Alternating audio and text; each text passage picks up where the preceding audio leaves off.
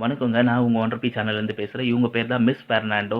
இவங்க வந்து பார்த்தீங்கன்னா, பிரேசில் நாட்ட சேர்ந்தவங்க. இவங்களும் இவங்க ஹஸ்பண்டும் சேர்ந்து பைக் மூலமா 196 கண்ட்ரி டிராவல் பண்றதா இருந்தாங்க. 62 கண்ட்ரி கம்ப்ளீட் பண்ணிட்டாங்க. கடைசியா 63வது கண்ட்ரியா நம்ம இந்தியாவ சூஸ் பண்ணியிருந்தாங்க. இவங்க தங்கியிருந்த இடம் பார்த்தீங்கன்னா, நம்ம தும்கூர்ல ஜார்க்கண்ட் அப்படின்ற ஒரு மாநிலத்தில தங்கியிருந்தாங்க. இவங்க ஹஸ்பண்ட ஹெல்மெட் மூலமா அடிச்சது இல்லாம கத்தியால மிரட்டி, இவங்கள ஒரு 7 பேர் சேர்ந்த கும்பல் வந்து ரேப் பண்ணி, ஒரு ஈவு இரக்கமே இல்லாம ரேப் பண்ணியிருக்காங்க. ஸோ பண்ணது மட்டும் இல்லாம அவங்க கிட்ட இருந்த நகை, பணம் எல்லாத்தையும் புடுங்கிட்டு போயிருக்காங்க.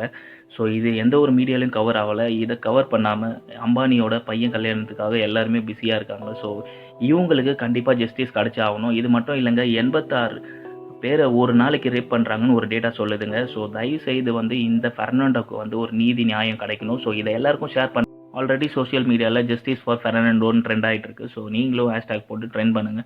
Justice for Fernando. நன்றிங்க.